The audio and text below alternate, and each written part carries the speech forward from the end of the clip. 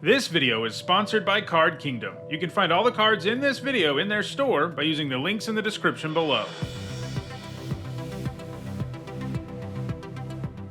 We're just a few days into Thunder Junction preview season, and as usual, that means I'm doing a video here about, sort of an early look at the format before we have the whole card gallery. Of course, once we have the whole card gallery, which will be next Friday, April 5th, my set review will start, and then I'll really be diving deep in the set. But we have enough to go on right now in preview season to talk about the set and how I think things will pan out. And the things we're going to look at in this video are what play boosters look like in this set, because there's a few different things going on than what we saw in the last set. And then also we're going to take an early look at the mechanics and the limited archetypes, because we have a pretty good idea what all of the archetypes are already, which is always nice when they show us, enough signpost uncommons and stuff to figure that out early. So, these are going to be my early feelings about how these mechanics and archetypes will pan out. Before we get into talking about stuff in this video, I do want to remind you that if you become a patron or a channel member, you get access to a bunch of set review related content. In particular, you get my notes as preview season is going on. And then at the end of the set review, you get a spreadsheet with all of my grades. So if you want to become a channel member or a patron to get access to those things, while also supporting me and the channel, you can find ways to do those things in the description.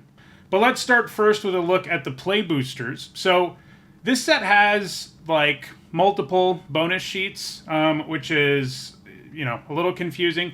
It has one dedicated slot in the pack to a bonus sheet, which is not something we had in the last set. In the last set, we had that the list thing going on, and they could show up in the wild card slot. This set has straight up a more traditional bonus sheet called Breaking News, and these are all cards that look like, a story in an old-timey Western newspaper, and these are all reprints. And every pack is going to have one, so it's like the Strixhaven Mystical Archive, it's like the Retro Frame Artifacts, it's like that sort of thing, where these are cards that are actually going to, especially the lower rarity ones at Uncommon, they're actually going to have an impact on limited formats. They're going to be cards that slot really well into certain decks. So, this is a bonus sheet that will matter more. The one thing I don't love about it, I guess, is that it's not themed. The best bonus sheets we've seen have been themed based around something that the set's about. In this case, it's kind of just a grab bag of cards, so they may not have as much of a synergistic impact, but there are going to be some cards that make a difference. But in addition to that, we've got the wild card slot, and then within that wild card slot, there are a couple of different things that can show up in play boosters. So first of all, we have the big score cards. So this is kind of funny. These are a bunch of rare or mythic rare, I think they're all rare or mythic rare cards that are new cards, and originally they were going to have an epilogue set after this, like they had after the March of the Machine, but that set didn't pan out, so they just sort of jammed these cards into the wild card slot, and you'll see them sometimes. From what we've seen so far, some of them look terrible and limited, but some of them are kind of insane, like the Vault-Born Tyrant I'm showing you is going to be a really good card in limited, for example. And then we also have a set of special guests that can show up. This is a much smaller, much rarer group of cards that can show up in the mythic rare slot, or not in the mythic rare slot, but in the wild card slot. So those are the kinds of things we're going to see in packs. Other than that, the breakdown is pretty much normal, but I thought it was worth noting that there is a dedicated bonus sheet slot, which usually has been pretty fun in most limited formats. And then we've also got these other things that can show up in the wild card. Ultimately, in the set review, I'm going to try to cover all of these things. We'll see if I get there, because there's so many potential cards that can show up that it might be hard to do more than just the traditional bonus sheet, but, we'll see. So that's how play boosters are going to look. Let's look now at the mechanics in this set. So first, we have a couple of things that aren't really mechanics so much as categorization of things that already happens, that are already part of Magic. First of these is crimes. This is a set about, outlaws. So crime is something that we already do all the time in Magic. You commit a crime anytime you target something of your opponents, whether it's, cards in their graveyard, whether it's them, whether it's one of their permanents. That's committing a crime in this format. And you have a bunch of cards that pay you off for doing that, and in particular, as we'll see, the blue-black deck is very into committing crimes. That's sort of the archetype for blue-black. So you've got a bunch of cards that say, if you've committed a crime this turn, or when you commit a crime, this happens. And an example of this is Marauding Sphinx, which surveils 2 once per turn when you commit a crime. So most of the cards, especially at the lower rarities that pay you off for committing crimes, trigger once per turn. But what can get interesting is if you have multiple creatures that pay you off for doing it, because you'll get all of those triggers.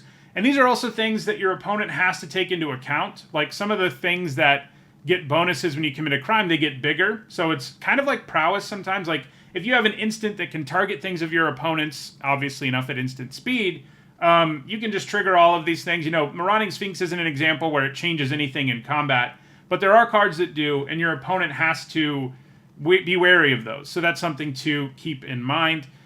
This also means that anything that targets stuff, you know, even like random abilities on creatures, you know, those count. Like free abilities that let you tap your creature for no mana and target your opponent or one of their things. Those are all going to be better than normal, especially in blue-black where, you know, paying 0 mana to commit a crime is going to be a big deal. The other categorization thing they introduced is Outlaws. Outlaw is a group of creature types. So assassins, mercenaries, pirates, rogues, and warlocks are all outlaws. So this, as we'll see, is most concentrated in black-red. The black-red archetype is an outlaw aggro deck. You can see on a card like Rakish Crew, whenever an outlaw you control dies, each opponent loses 1 life and you gain 1 life. And this also creates a mercenary token, and there are a bunch of those in the set. So, you know, you can create tokens and have them die and drain life with this sort of thing. All of the mercenaries, notably, can tap, and target creature you control gets +1/+0 until end of turn. You know, that's a little ability, but when it's on a token, you know, and you can just tap it for something that makes one of your other creatures into a better attacker, like, I think these tokens are going to perform pretty well. Importantly, they can block, too, which isn't something we've seen on a lot of really plentiful tokens of late. So those tokens are good in general, but the fact that they have one of these creature types that is outlaw, and then they have a nice, well, it's not an amazing activated ability, but it's something, all of that's going to add up.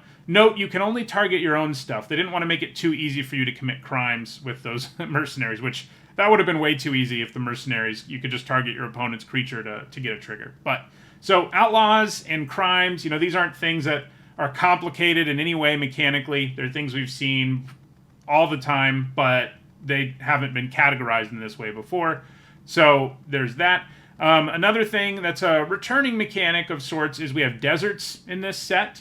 There is a cycle of dual land deserts, which, you know, having a cycle of duels at common always leads to a format with pretty good mana. And these look pretty good to me. I mean, they ping your opponent, and then they have a useful type, and they can produce 2 colors of mana. They're going to be reasonably high picks, especially for lands, because the fixing is so good. And there's value to be had in having deserts, like with Cactarantula, a creature that costs less if you have deserts. I do hope deserts pan out in this set. The last couple of times where we've had land subtypes hasn't really worked out. The caves were a dud. The spheres were a dud. They didn't really support the spheres at all, to be fair.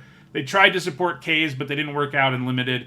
I hope this works out, because last time we had a Deserts Matter set back in Amonkhet, like, they really did matter, and there are some good payoffs for it around. So I'm hoping it works out. We'll see. You know, in addition to the dual land deserts, there's also a bunch of other good, you know, solid deserts that you can run. The ones that fix your mana, in general, are going to be the best ones, because you don't hurt yourself by playing them. Your mana base, in fact, gets better, while also, you know, meeting a desert requirement. So that's a returning sort of mechanic, deserts. Now let's move to the mechanics that are entirely new, although they're sort of different spins on things we've seen before, as, you know, all mechanics are at this point, more or less. The first of these is plot. So if a card has plot, it has a cost associated with plot, and you can pay that cost and you exile it.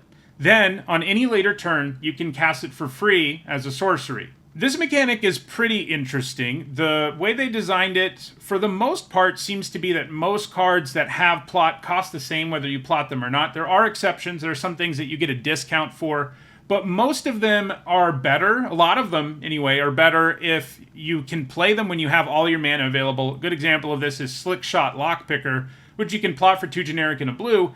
And it's basically, you know, a Snapcaster Mage clone. You know, obviously much worse, but it, you know, it's similar enough that I think it's going to be pretty good. It gives an instant or sorcery card in your graveyard flashback.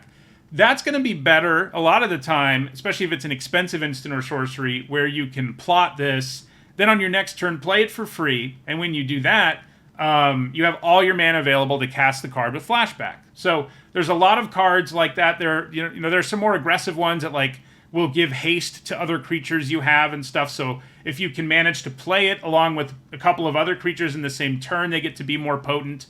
They've done a lot of interesting things with it overall. And I think, it's kind of it's similar to Foretell and it's similar to Suspend, right? Foretell always had the same cost to foretell it. This doesn't. These are also face up, so keep that in mind. You're never going to surprise your opponent with these, which is kind of a bummer, I think, but I guess it would have, especially because the mana cost isn't the same for all of them, it would have gotten really complicated and kind of unfair for people to try to have to remember exactly every card in the set and what their plot costs are and stuff like that, because that's all you would have to really do to guess. So anyway, that's probably the game design reason they did it this way. But keep that in mind. Your opponent knows this is exiled. And then there's a bunch of payoffs for doing this. The blue-white deck, the blue-red deck, and the blue-green deck are all interested in plots in one way or another. So keep that in mind. I'll go into more detail about how they're interested in doing plot things when we get to the archetype section of this video. But suffice it to say, there's a bunch of support for this too, which makes the idea of plotting them even more appealing. There are some cards with plot where you're just going to want to play them on curve most of the time. There's not really a reason to plot them, but there are reasons to do it, and some of them are on the card itself, like Slickshot Lockpicker, which gets much better if you can play it with all your mana up. So the next entirely new mechanic, although again it's kind of a spin on something we've seen before, is Saddle. So there are creatures with the Mount creature type, and all of them have Saddle as an activated ability. So it's like Crew, but the creatures with saddle are always creatures, unlike vehicles, which only become creatures when you crew them. So when you saddle a creature, you just get a bonus of some kind. And you saddle a creature, just like with crewing, by tapping any number of other creatures you control with total power in or more. In the case of Quilled Charger, that number is 2. So you need to tap something that has 2 or more power to get the bonus. In this case, turns into a 5/5 with Menace, which is an intimidating enough creature. And so Saddle, I like this mechanic a lot, just because it's upside. Like most of the cards that have it are like semi-passable cards, like this 4 mana 4/3. And then if you get to a point in the game where you have a creature around who can attack anyway and can buff this, you're going to do it. I mean, you're going to tap that creature and get in with your 5/5 Menace when you can. There are payoffs for tapping creatures. The green-white deck in particular, as we'll see, is really into mounts. And so there's a lot to be done with that. There's a lot of value to be had. But just in general, like it reminds me a little bit of Exert. It's not exactly the same because you tap your own, you tap your other stuff in addition to tapping the charger. So sometimes, tapping down 2 things isn't going to be a great idea in a race. But there are going to be enough times where you have an extra body lying around and it's just worth, sending in a 5/5 Menace with Quilled Charger. And there are, lots and lots of different payoffs for saddling. This is but one of them. And yeah, I really like that they didn't make it so that these aren't creatures. They would be really, really bad if they weren't creatures until you crewed them, or if they were completely horrible if you didn't saddle them. Instead, they're fine, most of them, and then when you do saddle them, they become, pretty nice creatures. And Quilled Charger looks perfectly solid to me. It's not amazing, but it's perfectly solid. All right, so the last entirely new mechanic, which again, kind of just a spin on something else, in this case, kind of a spin on a couple different things, is Spree. So cards with Spree have a base cost, and then they have some number of other costs in their text box that you can pay. And if you pay all of them, you get all of these modes. So Unfortunate Accident, for example, is 1 black mana, and if you just pay 1 black, it doesn't do anything. So that's a thing. You can, in fact, just cast this for 1 black if you want to. There might be corner cases where it makes sense. Maybe you have prowess or something. But then it has Spree, and in its case, there are 2 additional things you can do. If you pay 2 generic and a black in addition to that black, it destroys a creature. And if you pay 1 generic, you can make a 1/1 mercenary. And this is an instant. So if you pay the full 5 here, which is all of the mana, you get a 1/1 and you destroy a creature, which is pretty good at instant speed. And, 4 to destroy a creature isn't bad. And in a pinch, sometimes you just got to have a 1/1, I guess. That mode's probably not going to be what you choose the most often, but these are sort of customizable. This mechanic is a lot like Escalate, a mechanic we saw in like Oath of the Gatewatch or something, which was pretty much the same thing. It worked a little bit differently, but overall it was the same. And in addition to that, it's basically kicker. This is one of those mechanics where, they can say every mechanic's kicker. That's pretty much true here. The only sort of interesting thing about all of them is that they're blank cards. At least all the ones we've seen so far. Maybe we'll see some that have a base effect before you spree. But it's interesting that they're all blank cards if you don't spree. So, but this card looks great. I mean, it's an amazing removal spell. You'd be happy with a 1/1 that destroys a creature, and that's what this is. And it has way more upside than that because it can do all sorts of, not all sorts of other things, but you can just get the 1/1 if you really need it to. And just destroy a creature if you really need to do it a turn earlier. So, yeah, Spree is cool. There's a lot of modal cards. Most of them sort of synergize with themselves in one way or another. Some of them don't. Some of them are just like value plays that you get more if you pay more mana, again, like kicker. So, those are the mechanics. None of these are like really crazy, earth-shattering, different than things we've ever seen before mechanics, as I've mentioned several times. I think that's probably a good thing. I mean, they're different takes on things we've already seen before for the most part, and I think most of them look pretty well executed.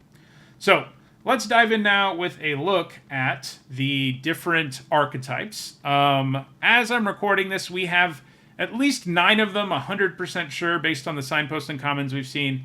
There is a 10th one where we haven't seen the signpost and common, but I'm relatively certain about it.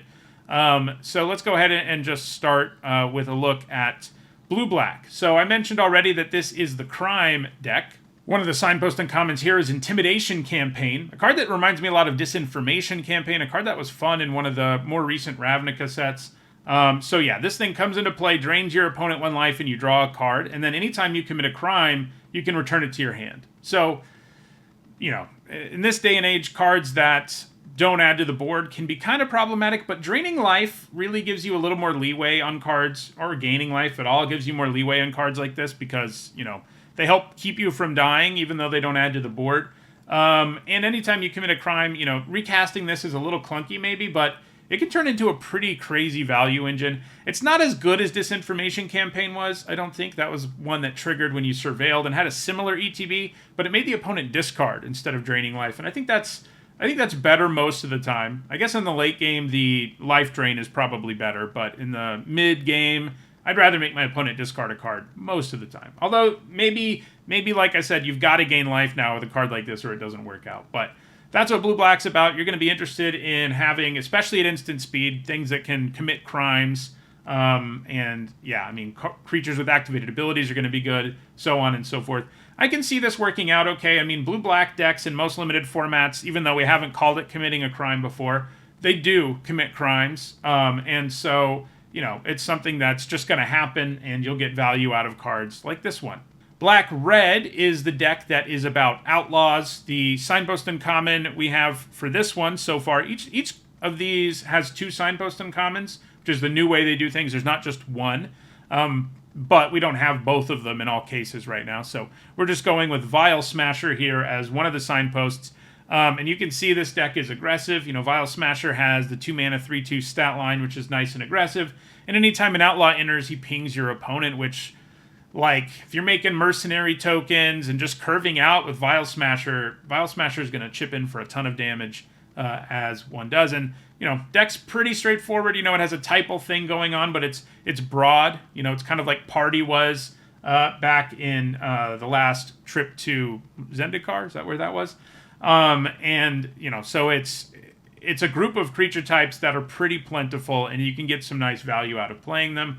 And in this case, you want to be pretty aggressive. Red-Green is one of the decks that isn't really about one of these new mechanics. It is just a 4+ power deck, something we see all the time. Here we've got Jolene, Plundering Pugilist. So she herself has 4 power, so she'll trigger your 4 power payoffs, including her own, because whenever you attack with 1 or more creatures with power 4 or greater, you get a treasure. That's not the most amazing payoff, but the good news is, even once treasures aren't that useful, which kind of happens relatively quickly in a lot of limited games, she can turn them into pings, which is nice. I don't think she's anywhere close to being an insane signpost uncommon, but she's pretty good. I like that she has 4 power herself. It does look like there's a lot of 3 mana, 4 power creatures in this set in general, which will make cards like this pop off even more effectively. And it is cool that if you do play her on 3 and you get a couple of treasures, it helps you play even more big creatures, right? So you can sort of snowball a little bit. So yeah, Jolene, this is an archetype we've seen a lot. I can't tell you, I'm trying to think if there's ever been a time where this archetype was like amazing, and I don't really think there has been a time. And we've seen it be bad, and we've seen it be fine, but I don't think we've ever seen it really pop off. Maybe it will here, but going into the format, I don't have super high hopes for this archetype. I mean, I'm sure it'll be fine, but it's not going to be insane. Green-white is the mount deck, as I said earlier. The signpost uncommon here is Miriam, Herd Whisperer. So she gives your mounts and vehicles hexproof during your turn, which I think really matters. If you played with vehicles before, one of the most painful things to happen is you crew your vehicle, so you tap down a thing or two, and you're like, yeah, I'm going to get in with my big vehicle, and then your opponent bounces or kills your vehicle. Like, that's a huge tempo hit, and this prevents that from happening. So the vehicles that and mounts that you have are going to be better off because of this hexproof. But even more exciting is that whenever you have a mount or vehicle attack, you get a +1/+1 counter on them, and that's legit. Like you don't even need, by the way, for your mounts to be saddled to get this bonus. So that's also something that's relevant. Most of the cards that pay you off for doing things with mounts do require them to be saddled. This doesn't. If you play Miriam and attack with some vehicle without, but also some mount that you don't saddle, you're going to get the counter. So I think she looks really good. I mean, when we have signposts and commons that cost like 2 or 3 mana and they have like this much text on them, I don't know when they haven't really panned out as being pretty good. This is another archetype that's sort of typal. But I like, we haven't seen vehicle archetypes really ever pan out. But mount archetypes should, because they're creatures at worst, right? The problem with vehicle decks is you end up in an awkward spot where you're like, well, I need a bunch of vehicles, but I also need creatures to crew those vehicles, and, by playing one, you have less of the other. Don't have to worry about that as much here, and I think that's good news for green-white. Black-white is also another color pair that isn't really about one of the mechanics in this set. It's a fairly traditional black-white archetype. It is Sacrifice. You've got Ruthless Lawbringer, which is a 3-mana 3/2. When it enters, you can sack another creature. When you do, you destroy a non-land permanent. So the main thing you're going to be sacrificing are mercenaries. So this is sort of a token deck because that's what you're going to sacrifice the most often. But there's also a lot of black-white cards that do something when they die. So that sacking one of those is good. Sacking tokens is still generally like the ideal thing to do, and there are plenty of mercenary tokens. So, this is sort of a token deck because of the sacrifice theme and the fact that you have plenty of mercenary tokens in the color pair. Also means you're going to have some outlaw stuff sort of overlap with black-red because you've got cards, like Ruthless Lawbringer's an outlaw, and then all the tokens you make are outlaws. So, yeah, black-white, pretty traditional sacrifice deck. Black-green, also a fairly traditional deck. In this case, it's a graveyard deck. In particular, it cares about graveyard creatures. You've got Honest Rootstein as one of your signpost uncommons, which looks pretty good to me. So he's got the Gravedigger thing going on. He's a 3-mana 3/2 that returns a creature from your graveyard to your hand. I'd already play that card. And he also reduces the cost of your creature spells. Probably would play that card too if he didn't have the ETB. You get both. The only downside is sometimes on turn 3 you don't have a creature in your graveyard. But it's nice that if you just sort of have to run him out because you really need a 3-drop, you do still get a card that will make it easier for you to cast your next creature spell. If you can do both, it's going to be great. Getting it late and then casting it and getting something back and then casting the thing you get back is going to be easier. So this signpost uncommon looks pretty good.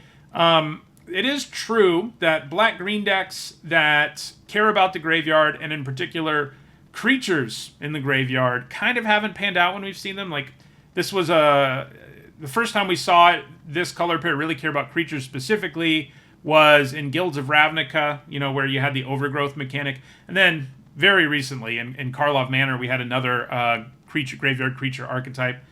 So, even as good as Honest Rootstein looks, I guess there's a chance it doesn't pan out just because that is so specific about what needs to be in your graveyard to unlock the full potential of cards. But, I mean, it should be doable. Black-green's really the only graveyard deck in the format.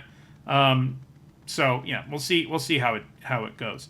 Red-white also, it overlaps. It has a little bit of a unique, quote-unquote, theme for this set in that it's an aggro deck that cares about the mercenary tokens in particular.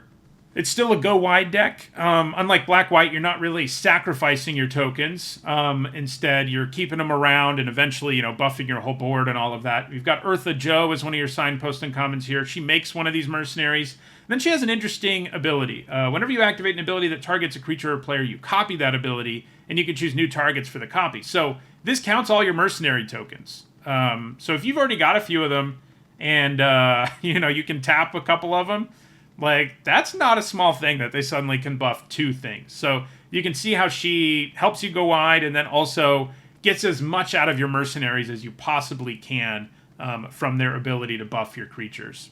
All right, so the decks that we have remaining are the 3 blue decks that are about the plot mechanic. First, there is blue-red. So this one isn't explicitly a plot deck, but it's a deck that pays you off for casting your second spell each turn, right? And we've got Crom, Violent Cacophony as our signpost here. 4 mana, 2/3 with flying, and when you cast your second spell, you put a counter on it and you draw a card. So, that's a really, really strong payoff for casting a second spell. And plot helps you do that because, again, when you plot a card, you don't cast it that turn. It gets, you get to cast it on a later turn for free, though. So you can plot a card one turn, then on your next turn, double spell very easily and trigger all your cards in blue-red that care about your second spell. So this is one of the reasons why, sometimes you're like, well, what's the point in plotting this? Is it really that much better if I do? Because the plot cost is the same.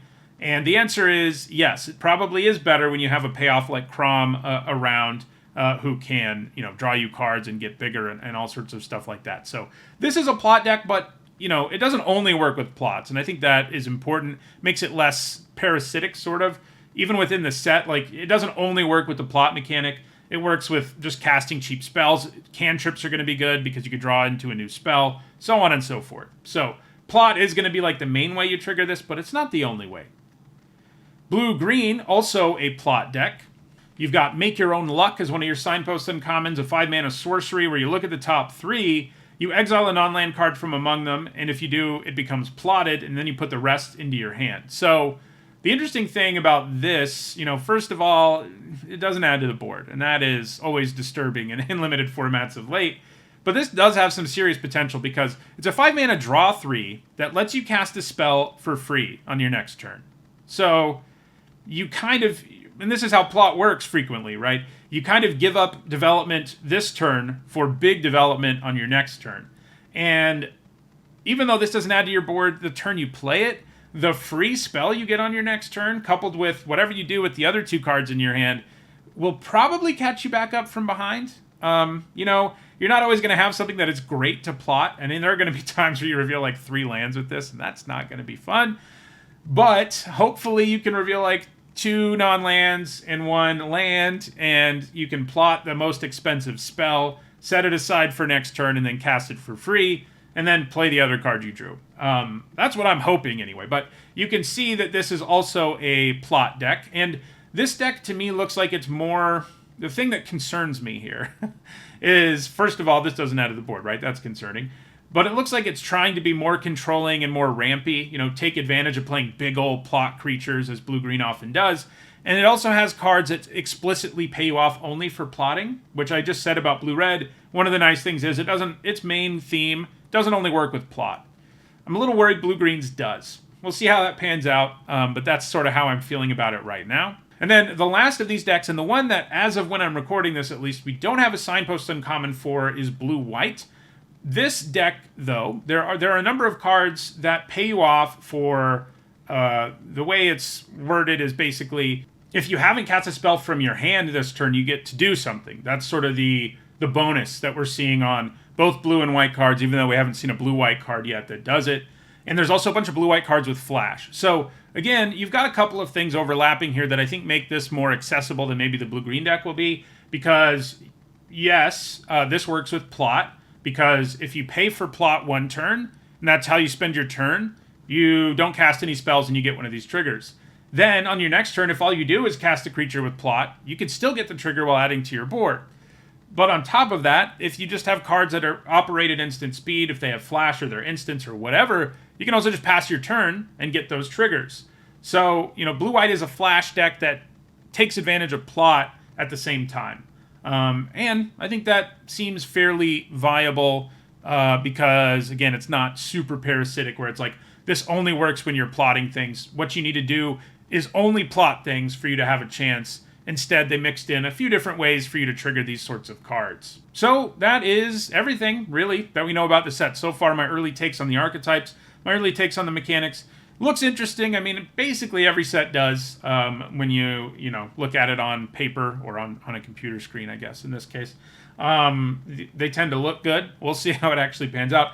I have some misgivings about a couple of the archetypes that I'm a little concerned about, but, there's never going to be 10 equally viable archetypes in every limited format. And frankly, it wouldn't be that much fun if all 10 were like C's, It wouldn't be that much fun. You do want some that are better and some that are worse and all that. So, that's an early look at the format. If you enjoyed this video, don't forget to like it and share it. If you want to make sure you catch the set review, which will be starting next weekend on Friday, don't forget to subscribe and turn on notifications. And again, if you want to get some extra set review related perks and support the channel, you can do that by becoming a channel member or a patron. Thanks for watching.